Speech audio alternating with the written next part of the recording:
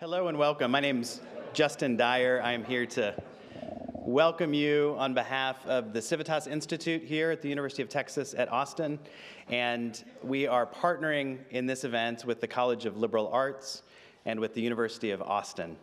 For those of you who were with us last night, thank you for returning today for this series of conversations. As I was thinking about the task at hand for the day and the reason why we're here, I'm reminded of an argument that James Madison makes in Federalist Number 10. And so those of you who aren't political theory nerds and have Federalist 10 memorized, he goes through this exercise where he thinks about the problem of faction. And so when we divide into factions in society, how do we address that? What do we do? And he goes through various solutions to the problem of faction. One of the solutions he floats is that we could give everyone the same opinions and the same interests and the same passions. And so thinking about that, that would solve the problem of faction. But as he goes through the argument, he says, but the remedy would be worse than the disease. Because as long as human beings are fallible, and as long as they're at liberty to exercise their reason, then they just will come to different opinions. And so we have to begin with that fact of disagreement and reasonable disagreement, and then figure out how to live together, how to speak with each other, how to communicate, how to try to persuade each other. And that's what we're here to do. That's why we're at a university. That is what this institution is all about. And so these three organizations, Civitas Institute, College of Liberal Arts, University of Austin, are committed to that project of reasoned debate and free inquiry on fundamental questions about which we have serious disagreements in society. And we want to do this well. We want to model it for you well. And so for our run of show today, I'm going to ask Pano Canales to come up, president of the University of Austin, for a few words. Please welcome Pano Canales.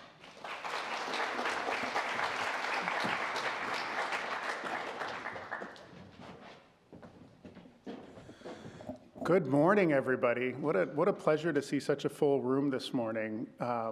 Just delighted and a pleasure to have participated last night in the opening event. We had a wonderful debate about some fundamental human questions last night that really modeled the kind of debate that we should be having every day, everywhere.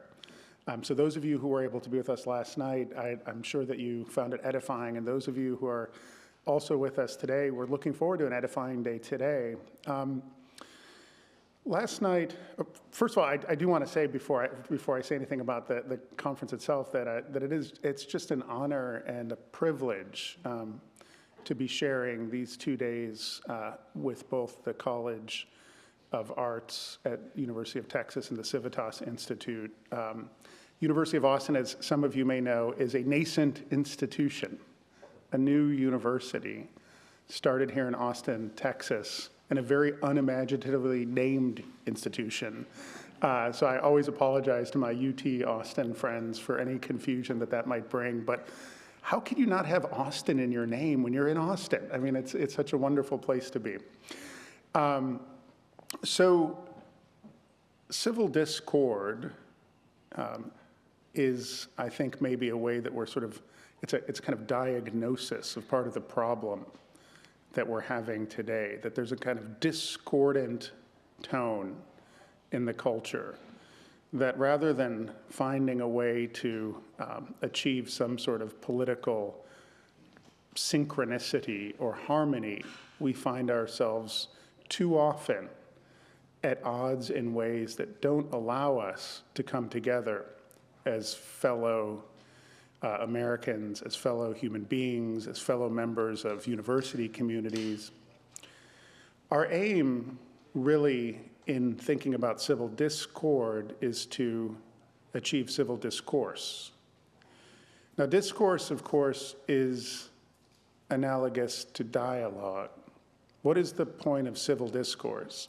Too often we think that civil discourse means something like two people who really disagree with each other, sitting across the table, each expressing their opinions and not killing one another. And that's civil discourse, all right?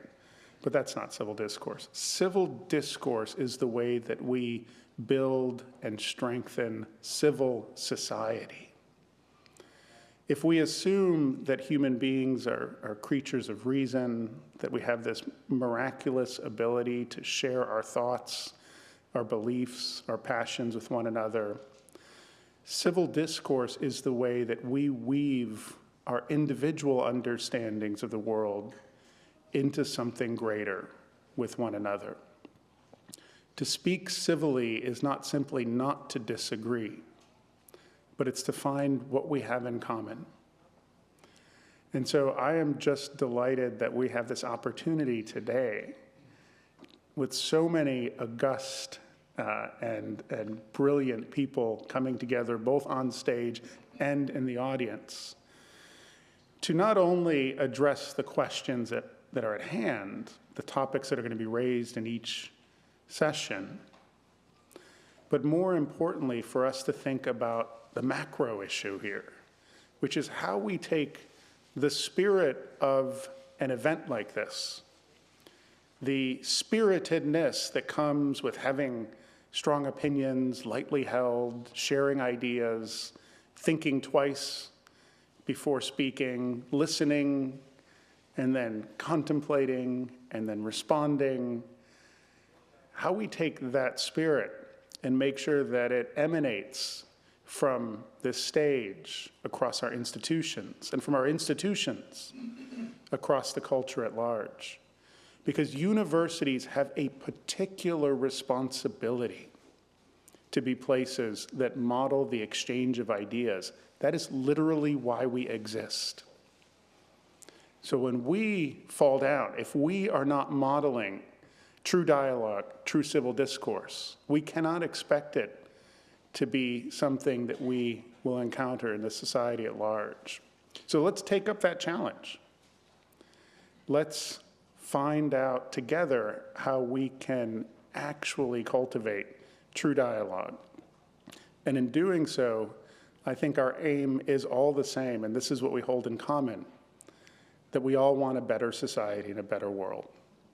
So thank you very much for being here today. It's a joy to see you all. I'm going to hand it over for some housekeeping now, and I look forward to the conversations we're going to have. Thank you.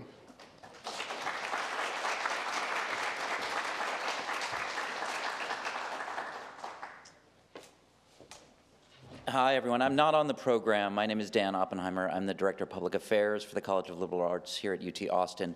So our Dean, Ann Stevens, is not here this morning because she is over at our College of Liberal Arts Advisory Council, which they didn't tell us in advance was on the same day that we were planning that. But Ann will be back this afternoon to have a conversation with President Canales about the future of higher ed. The provocatively titled, "Is Higher Education Broken Beyond Repair?" That wasn't his title. That was my title because I'm a communications PR guy, so I always go for maximum provocativeness. I don't think they'll be arguing about whether, in fact, higher education is broken beyond repair because they're both high-level university administrators, and that would go contrary to their fundamental existence. So I just want to thank you for coming on behalf of the College of Liberal Arts, and thanks in particular to our partners in this, the Civitas Institute and the University of Austin. The genesis for this event, I think Justin said something about this last night, but the genesis for this event was really a talk that Justin was giving to the university communicators, the communications folks at UT Austin, about free speech, academic freedom, freedom of expression on college campuses, and he was talking about a lot of different things.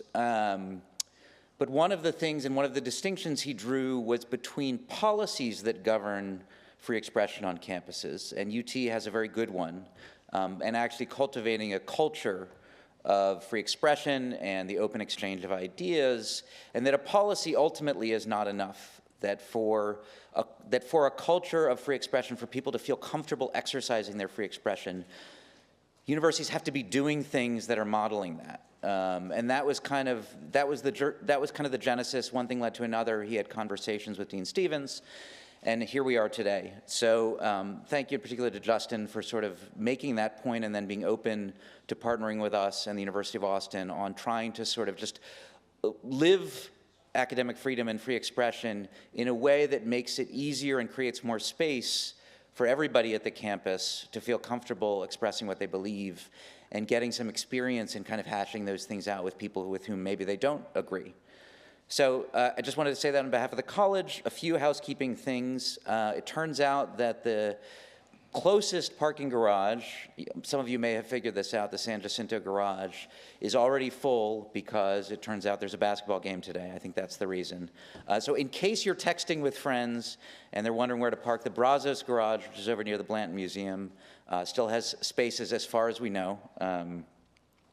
It's getting more and more complicated to park on the UT Austin campus as more and more things happen, which is probably a net good, but a hassle for things like this. I'm not going to give the official behavior warning, but just so you know, I'm going to give my sort of version of it. The university is very supportive of free expression, and there's a lot of protected speech and expression outside of this building, in the public spaces outside. In here, we believe that part of actually a culture of free expression is a respect for the people who've been invited to speak and the norms and the procedures in the room. So if you violate those, there will probably initially be a polite warning, and then there might be a slightly impolite removal of folks from the room. I don't think that's going to happen. We had no problem last night. In fact, we've had very few problems on campus over the last few months, as a lot of campuses have had that. But I have my eye on a few of you who look a little bit suspicious, so just so you know. So the brief run of show for the events today, we have each dialogue is scheduled for an hour. That'll be about 45 minutes of moderated discussion between the panelists and the moderator, and then we'll open it up for about 15 minutes of questions at the end. I'm not sure, Jacob, is there a microphone that's going to be set up there'll be a microphone that will be set up, and it should be pretty apparent for people to line up for questions at the end. So that's it, and I think we have about an hour and a half for lunch. We have this next dialogue from 10:30 to 11:30, the next one till 12:30, and then we have about an hour and a half for lunch before we're going to come back at 2 o'clock. So thank you again, and it's an honor, privilege to introduce the first moderator of the morning, my colleague, assistant professor of classics here at UT Austin, Naomi Campa, who is a scholar of ancient Greek intellectual history and thought and language. So, Naomi, I'm going to invite you and your panelists, and I'll let you introduce them up to the stage to have this great discussion on, let's see if I can get the title of this right, because I crafted it, again, for maximum provocation. Has anti-racism gone too far or not far enough on college campuses? Something to that effect. So, Naomi, John, Rich, come on up.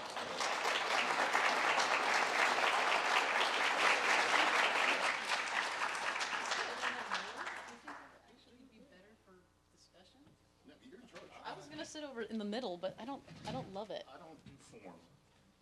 I'm gonna scoot over. I was gonna sit in the middle. I don't love that idea. I like the idea of you being able to converse a little more. I feel like this way you can actually get in conversation with each other, which is the goal, because hopefully I'll be a little bit more in the background.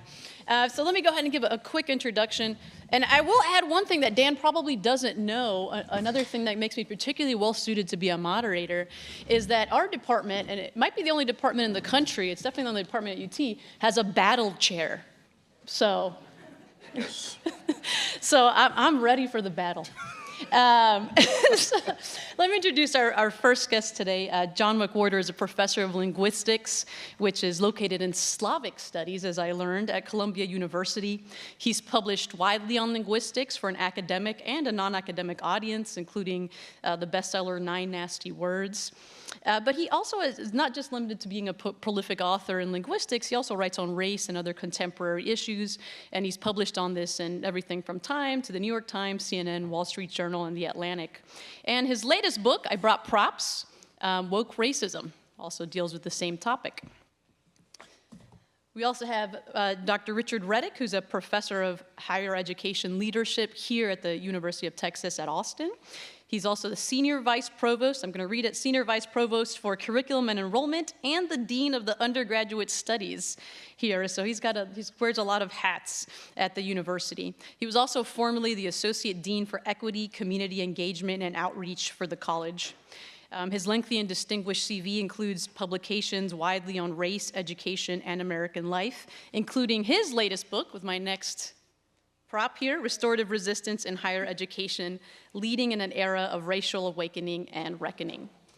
So thank you both for being here. I know we're starting off the day, so I thought I'd lead us in, if I can find my little notes. If not, I'll have to go dig them out of wherever I put them, or just do them from memory, I guess. Here they go.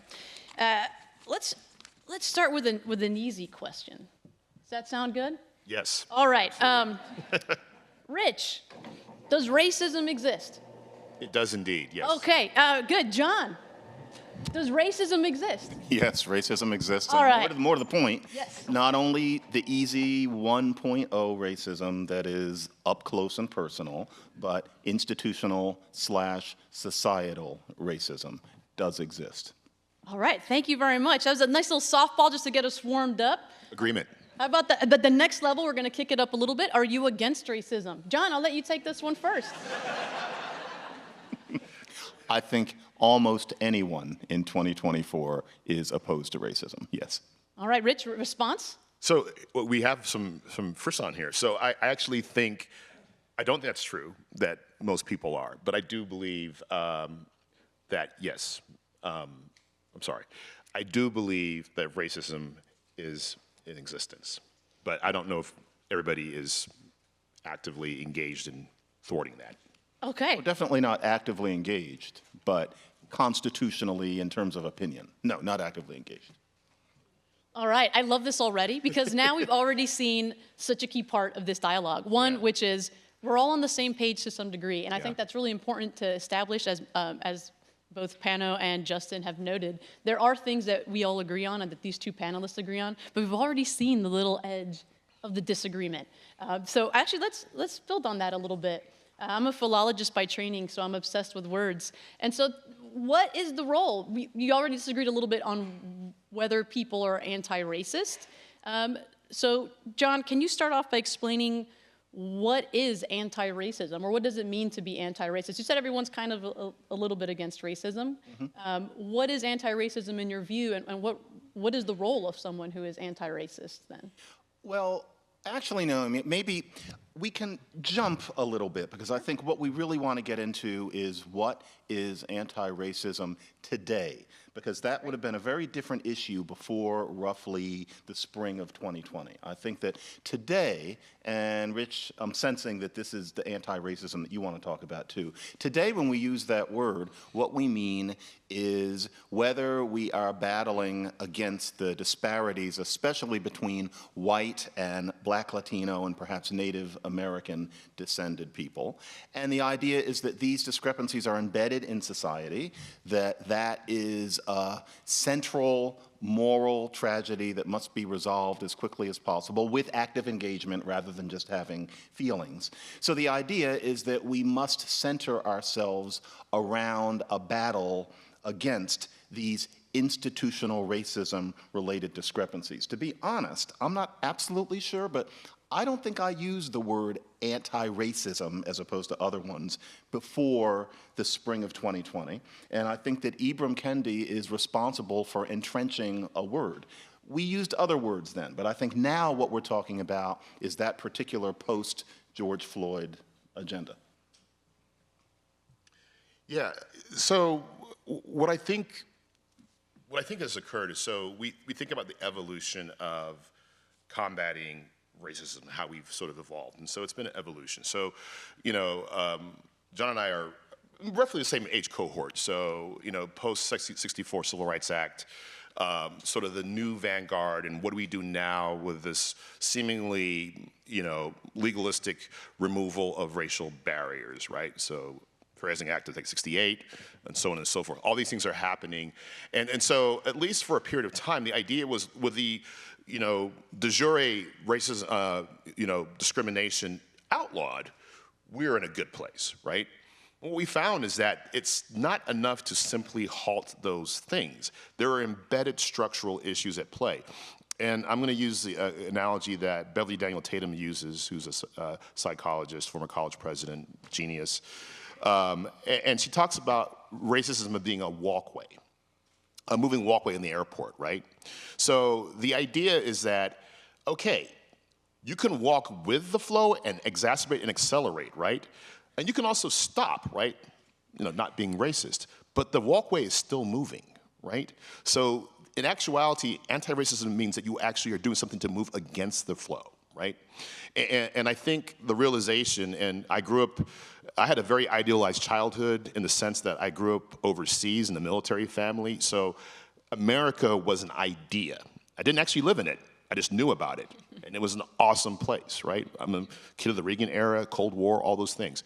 And the idea was like, we removed all those things that were problems, so things are great now, and I actually believe that. Growing up at Upper Hayford, England, going to school, the multiracial group, you know, and then moving to Austin, Texas. And let me make it clear, East Austin, Dove Springs. And then I was like, wait a minute. It's not quite what was described in the books. Right, so I talk about this experientially, right? And I experienced personally, many of you are Austinites. How many of you are long-term Austinites? All right, so, okay. For those of you who don't know, I'm from Southeast Austin. I attended school at Travis High School, Del Valley High School, Reagan High School, I'm not finished, Johnston High School. And so I sort of attended school in the crescent of inequality. Rich, what's Southeast Austin? What does that mean? It's 78744, it's Dove Springs. So, I'm going to get to that. That's actually a good point. I'm glad you brought that up, John. So, and thank you, John, for reminding me that everybody has this history. Yeah, so, I live here. Austin, in 1928, had a city plan that was put together that divided the city on East Avenue, which is I-35, and basically displaced initially African-American, but then eventually Latino families who were in different settlements in the city to the east side of the city. So historically marginalized community with lower socioeconomic status, poorer schools, poorer health outcomes, and so on and so forth. Now, if you've moved to Austin more recently, you probably don't know that history because you look on the east side of Austin, it does not look that way anymore, right? So I guess what I'm positing is that the promise, and the reason why I am so intent in this is because I was promised this, right? The ideal of America, the moonshot, right? What we've done as a nation are incredible things. So something like truly addressing, remediating, and eliminating racism is within our capacity. We could do it. But it's not going to be something that we can do very easily or very quickly. And I think the urgency to say we've arrived is always there, but we need to sort of think about how we will actually do that and also acknowledge the fact that it will take time to do those things. So last night, when our colleagues Coleman and Peniel were talking, the point about the United States in 1619 to the present, over 403 years, about 50 out of those years, at your most generous sort of approximation, 50 years have been sort of where you could make an argument that racial equality is imaginable. And that's the most generous way of labeling it. How can we actually have been at the point to say we've eliminated racism without thinking about that difference of times? So anyway, just a thought. I have a thought. And that thought is this one. Everything that you said, I agree with. But if the topic of the panel is whether anti-racism is focused on too much on college campuses, then I think that the issue becomes different. And what it comes down to is that I think deep down, almost all of us probably think anti-racism is important, racism is important. To be an enlightened person is to realize that it's not over yet and that there are things that we need to do. But should that be the central focus of a university's mission? And that's not to say that there aren't others, but should it be the central focus, the way it's been since 2020? And I think that to the extent that most people think, why is it the central thing, although probably not saying it, there's something to it. And so my question is, why, since 2020, is the idea that the university's central focus must be to battle racism? And of course, we mean institutional racism, not somebody calling someone a name. But why is that the thing that gets the most attention and is seen as something that, for example, incoming freshmen are supposed to be exposed to very quickly, et cetera, et cetera? Where do we get to the point that somebody who's applying for a physics position is expected to explain on one campus after another how what they do contributes to diversity, equity, and inclusion? Is that the only way it could go? Is that a natural progression? And it's getting to the point, especially after 4 years, where we're all fish who have no way of knowing that we're wet. But I think we need to pull the camera back and imagine. There's one kind of campus where anti-racism is the focus. Not to say that other things aren't attended to, but I think we all know that anti-racism has taken a pride of place. But hypothetically, what about a campus that was devoted in that same way to historical knowledge, to increasing historical knowledge in general? Why not a campus devoted to making sure that students were equipped for true civic engagement, out of an idea that there was a crisis about that, which there is?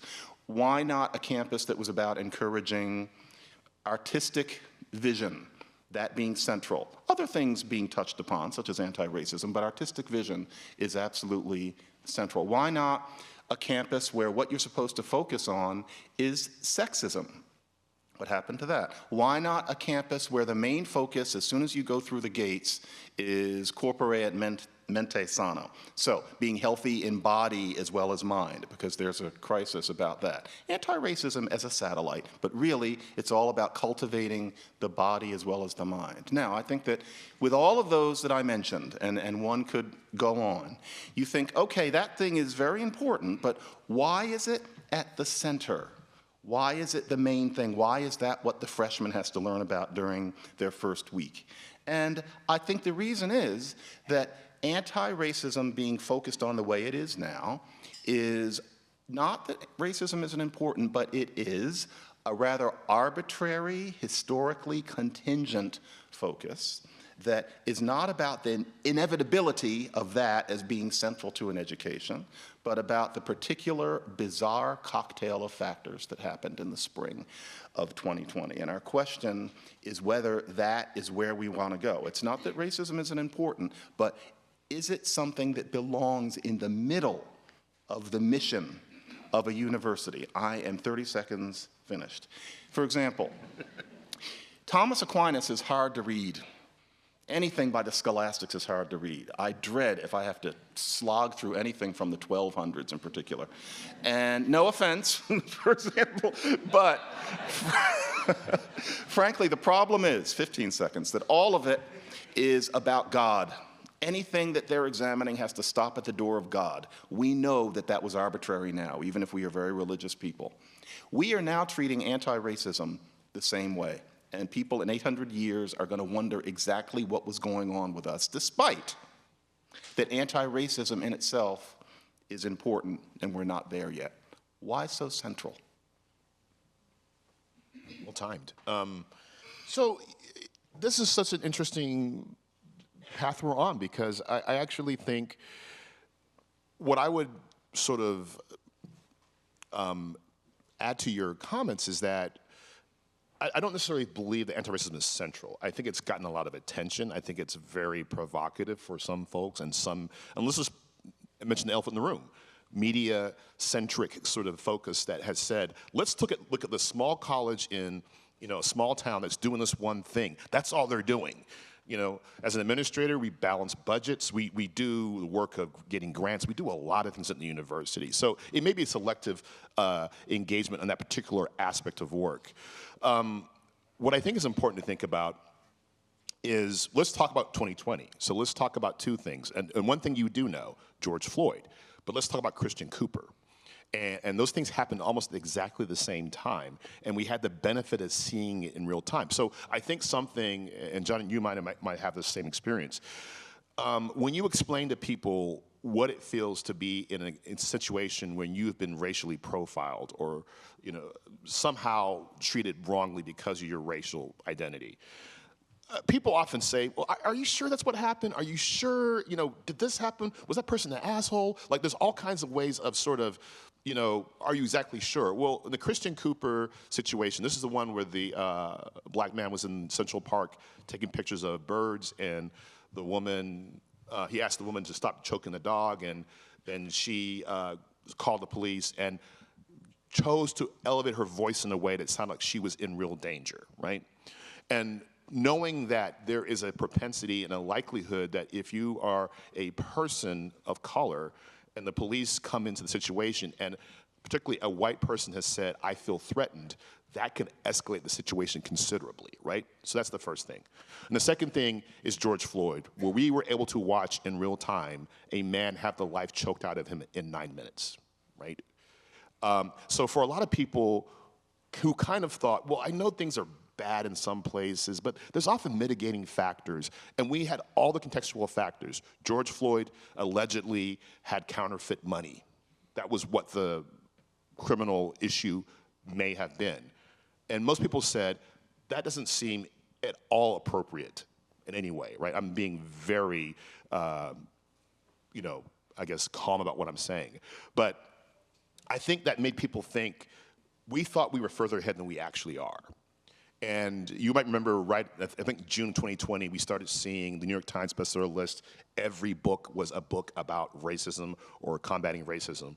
So that's probably why it's been emphasized. But I always make the point about intersectionality. So when we talk about racism, we're often talking about conjoining it with things like sexism, homophobia, socioeconomic status, which we talked about last night. So a lot of times, I'll borrow from Omini Wanant to talk about how race is the master narrative in this country, right? So it's not surprising that we focus intently on Who's that? Michael Omi and Howard Renant, Racial Formation in the United States. And that's a really important book to read because it talks about how race has played a central role in the formation of this country, in its policies, and its politics. So, yes, race is very important in this country. I do think if we want to get to a point where we sort of make it less of an issue, we have to confront it, which means it's kind of, let's look, kind of use an epidemiological metaphor. If we're combating cancer, we got to do it aggressively, right? We don't sort of, hey, hopefully cancer gets better. No, we go in with all the stuff to do all we can to eradicate it, and it's a lot. And it may actually really be unpleasant to go through it at one point in time.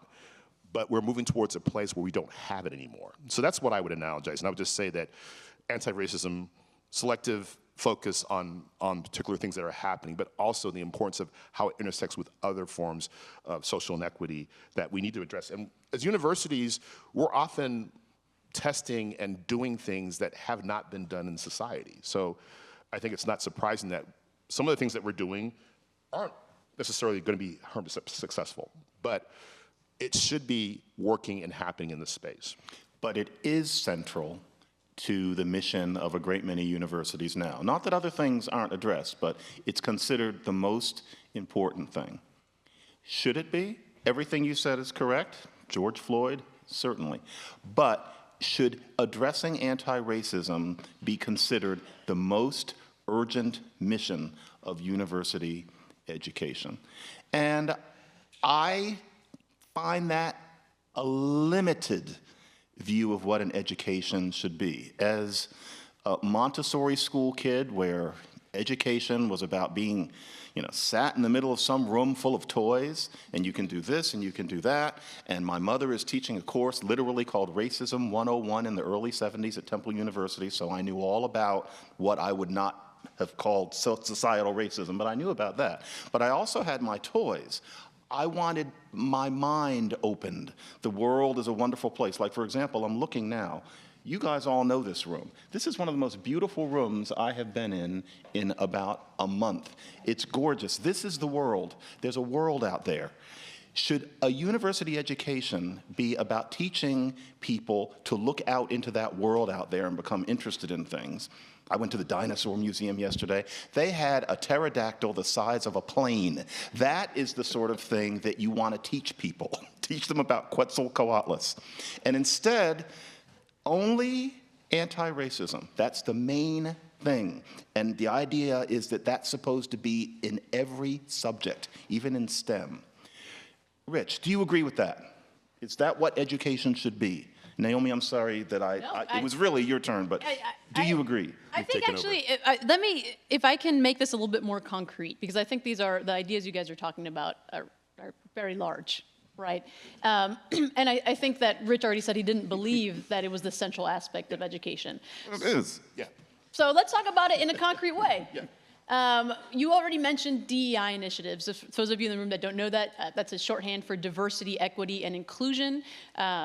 Sometimes the letters are switched in different orders, but it typically has to do with initiatives or policies that broadly serve underrepresented communities in a university setting. I just make it really, really broad. And so you kind of picked one out, talking about diversity statements of a physics professor, et cetera. So that's one of the ways that anti-racism expresses itself on campus. I think there's two main ways, and we'll get to the second one afterward.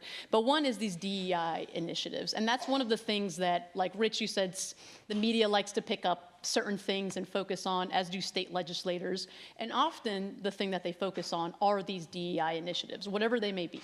So, John, why don't you take the lead on this? So do you see DEI initiatives, what do you see their purpose being on campus, if at all, or is that one of the things you think is centering the idea of anti-racism too much?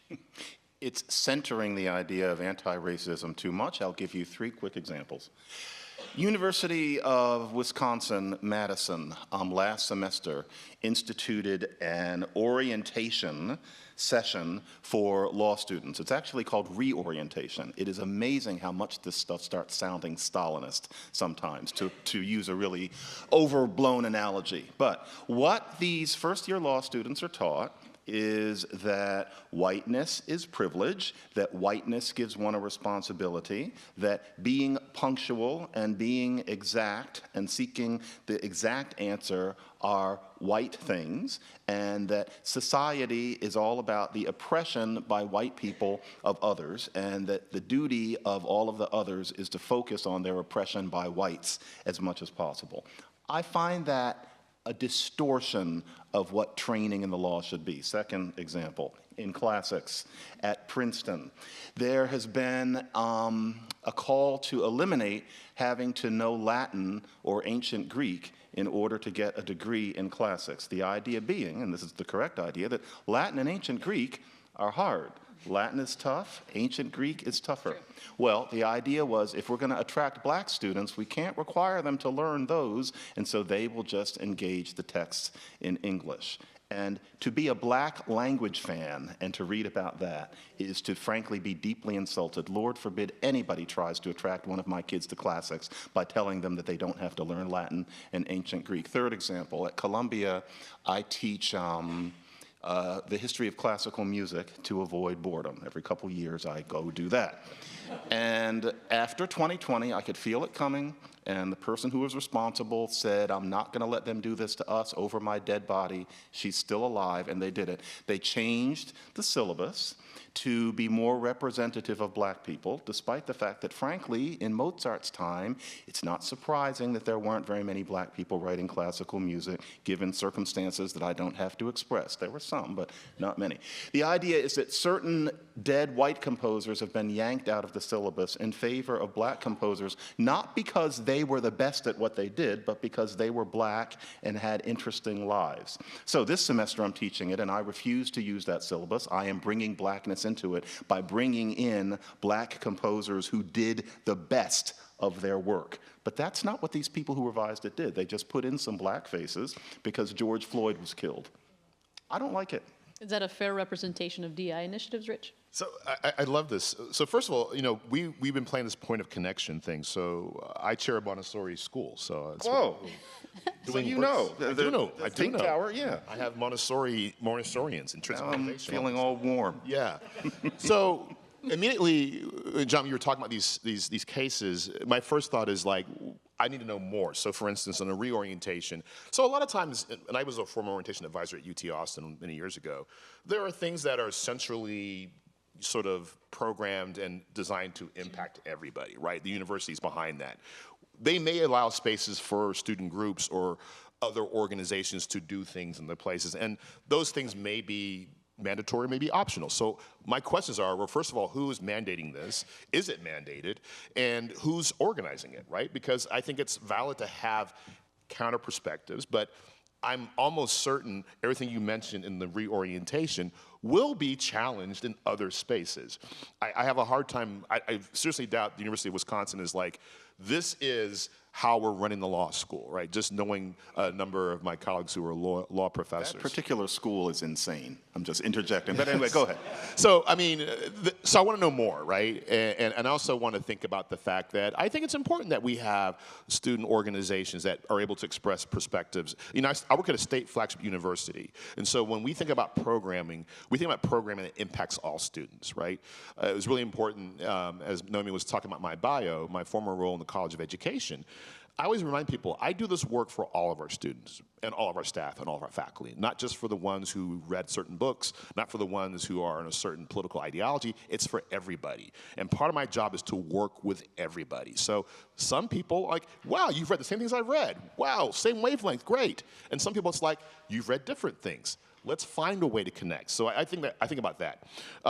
With the classics example, I thought instantly about, is that a question about access? And again, Latin scholar, 3 years here in Austin, 2 years at UT, taking Latin. So I also know that not every school has Latin and Greek, right? So if it's an issue about we are limiting the pool because we know, and this is back to the sort of pernicious nature of racism in this country, not every school has the same resources and the same opportunities and the same AP classes as other ones. So one of the questions I have is that the reason behind it? Because I certainly agree with you. I don't think you can be a credible classic scholar without that knowledge. But the question is— I talked to the guy. It was because of black students. Yeah, but I mean, if it's because of the fact that those students tend to attend schools that don't have those resources, then I think that's a different conversation. And if the ultimate goal is you will learn Latin, but you may not have to know it right away when you come to the institution. That wasn't the goal. Okay, well, that's different. I'm sorry, Rich.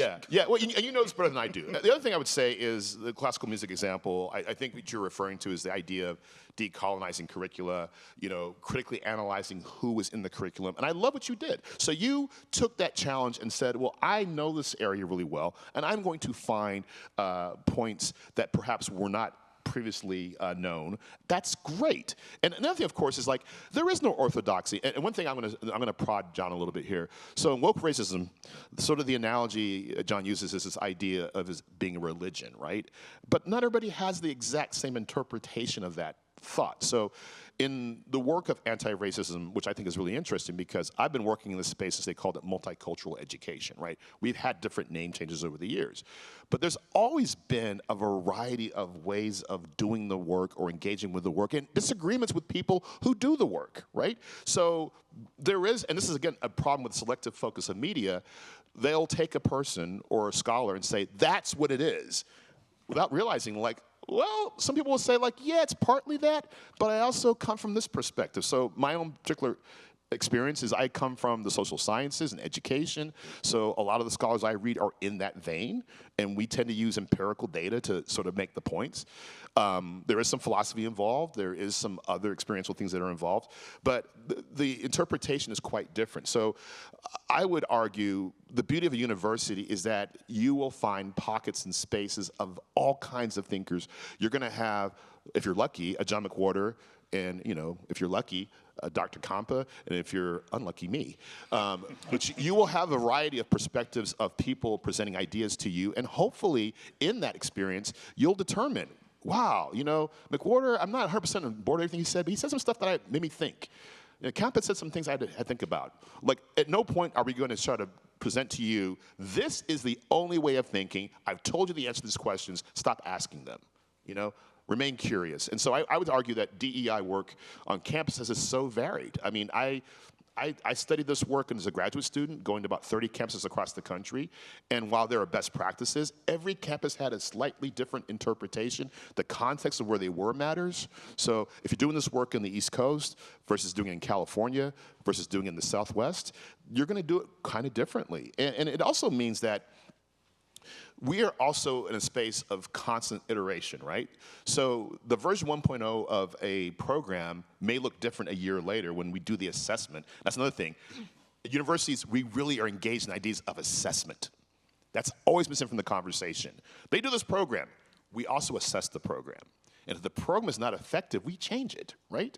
That's a big part of what we do. So I think there's a sense in the world that some kooky person puts an idea together, they do something, and they see what happens. Whereas I would say any robust and engaged DEI efforts require people to go back and assess and say, these two things worked really well. Let's do more of that. Let's go deeper on that.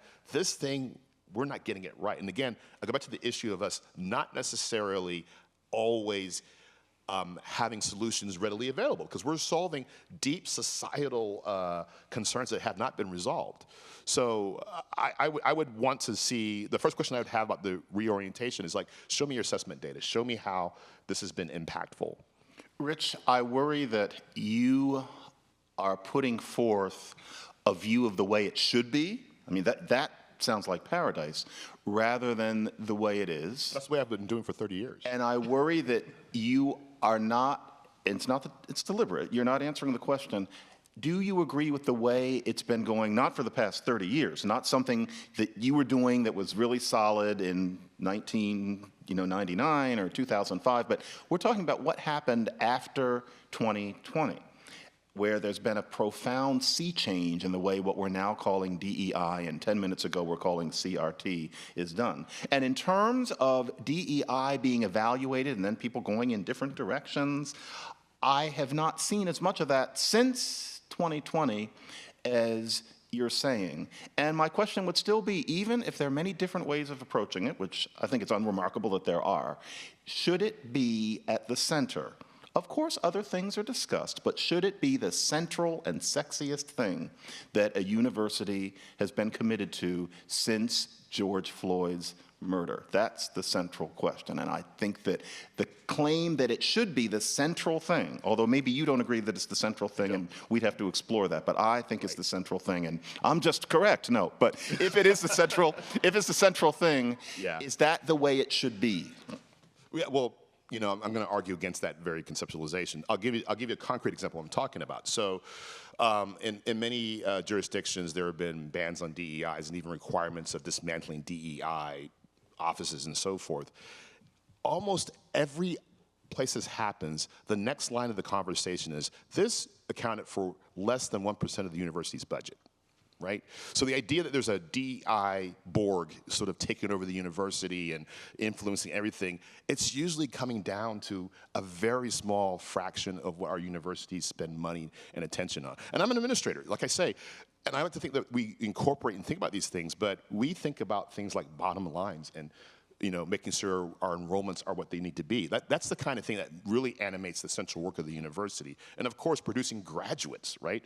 So again, I do think, John, it's sort of the media shiny thing.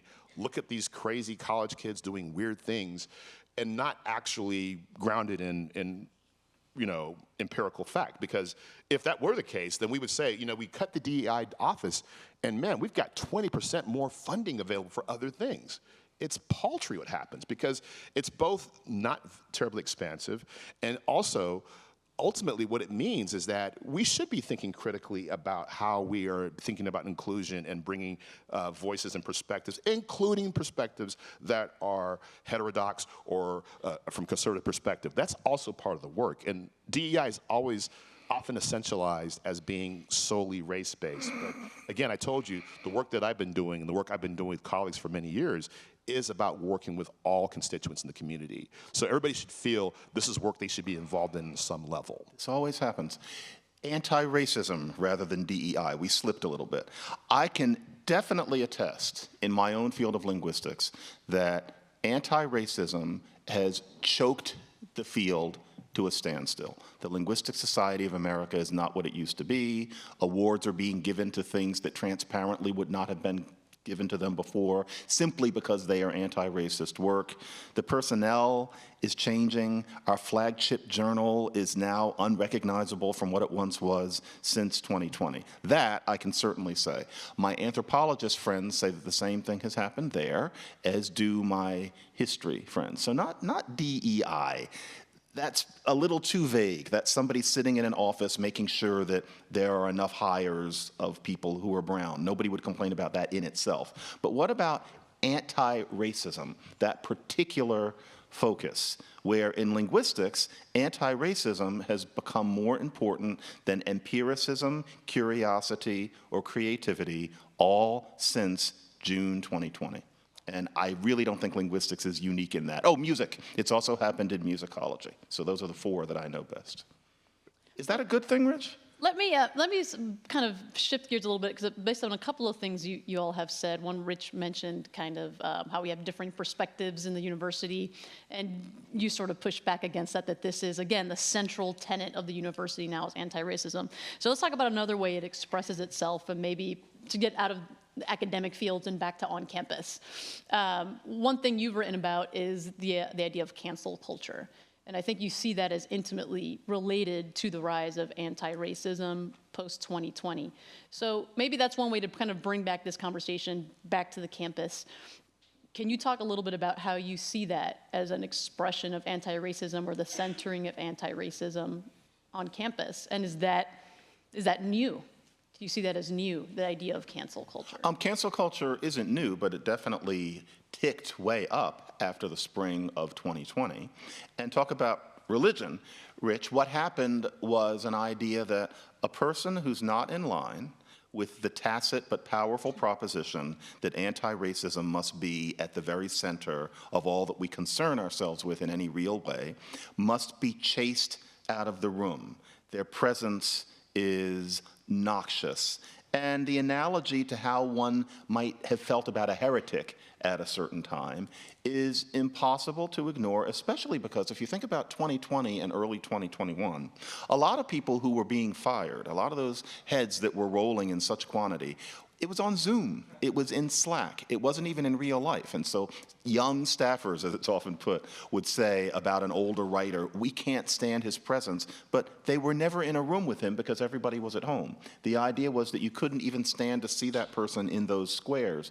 That's a religious kind of behavior, that you're polluted by any kind of proximity, even abstract, with that sort of person. That kind of cancel culture, if you're not paying attention and you just keep saying the same thing, you're not engaging. That kind of cancel culture has been pushed back against enough that I no longer write about it. That was all very 2020, 2021. It happens less now because I think the general polity realized that something was wrong with bringing what was easy to do on Zoom and Slack out into the real world. But when it was raining, it was because of this religious rather than empirical feeling. And I thought it was a grievously awful thing watching so many people lose their jobs over what really made no more sense than the way Galileo was treated.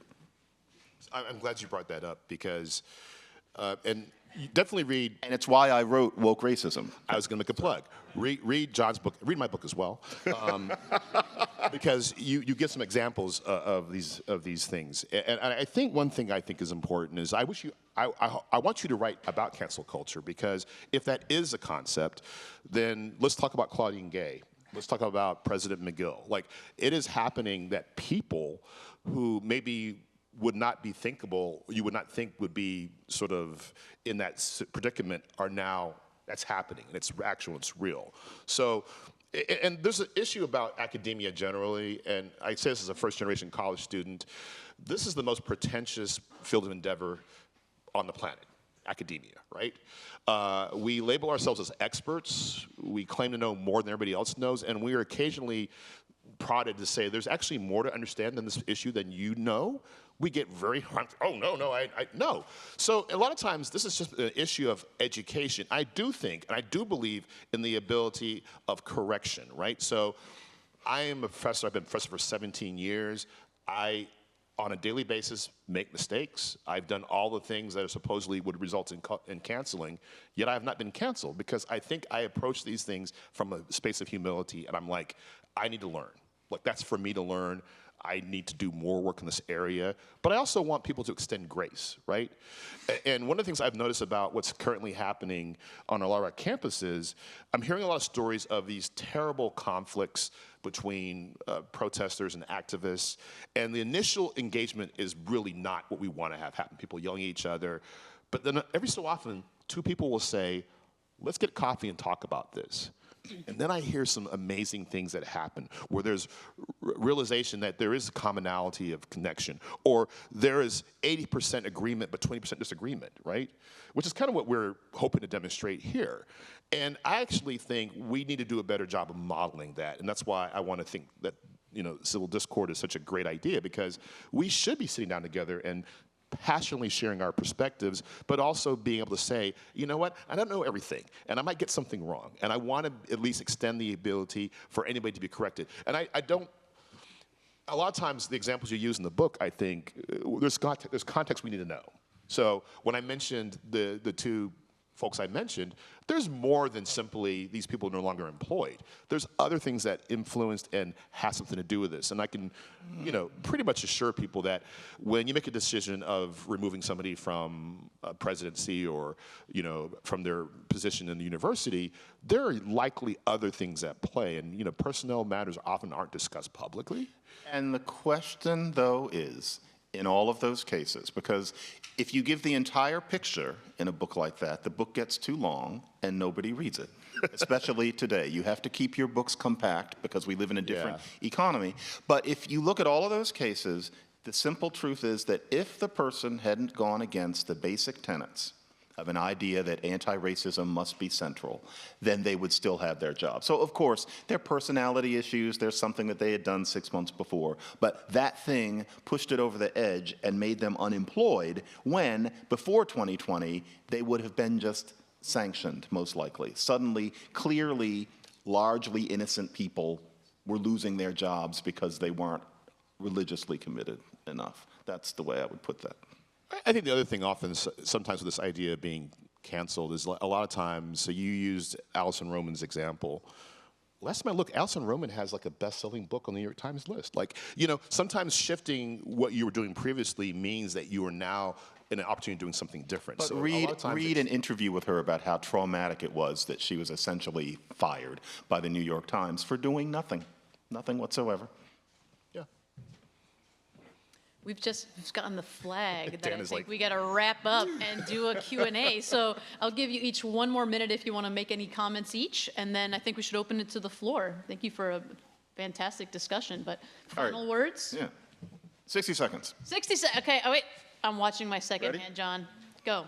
All right. Education means, talk about Latin, education means to lead out. This new culture teaches vulnerable undergraduates to focus on themselves as victims rather than as people who have agency and opportunity and can grapple with a world that will always be imperfect. It worries me that this focus on anti-racism as central is only feebly educational. And I think that there's a fakeness about all of it, which means that it's an alternately glowering or craven kind of kabuki. It's not mature. It's not what a university is supposed to be. 45 seconds, under the wire. Yeah, that's good. Okay. So I want to speak in defense of I feel the greatest privilege I have is working with students. And you need to come here more often to meet our students. I'm coming back. Because our students are incredible, because every single day I meet students who have big ideas and they want to be doctors and they want to be neuroscientists and they want to be social workers. And I don't hear them talking from the space of victimhood. They actually sound empowered. They sound like, I want to take on the world and I have a bigger knowledge, and also I'm craving for more perspectives. I actually will say this to you, John. The thing that I hear from students the most is like, I want to be in spaces where people are saying and presenting different ideas, but I don't want to be personally attacked in the process. And so that's why I spend a lot of time trying to set up a norms environment in my classroom where we can actually engage, and then we can sometimes say, okay, we all think the same thing, let's mess that up, right? That's not how, because I work in the space of policy. I tell my students all the time, if we all think the policy is great, you're going to be in an environment at some point in time when somebody's going to agree with you. And if you're not able to respond to that, then I have failed, right? So we have to have contrasting perspectives. And actually, at least at the University of Texas at Austin, our students crave that. And I don't think we should necessarily mistake a passion or a really invested perspective in seeing the world become better as being a closing off of, to quote, bloom, closing the American mind. I don't think that's the case at all. I'm more inspired by students today, and I actually see a lot of connections between my experience as a student, even though contextually, environmentally, some things are much more dire than they were when we were younger. So I also understand the urgency of their perspectives, but I actually think I am inspired when I think about the world having challenges. This generation will do a lot of the work necessary to maybe respond to those things. That's probably over, but I'll stop. What a way to kick off a Friday morning. Let's please thank our panelists.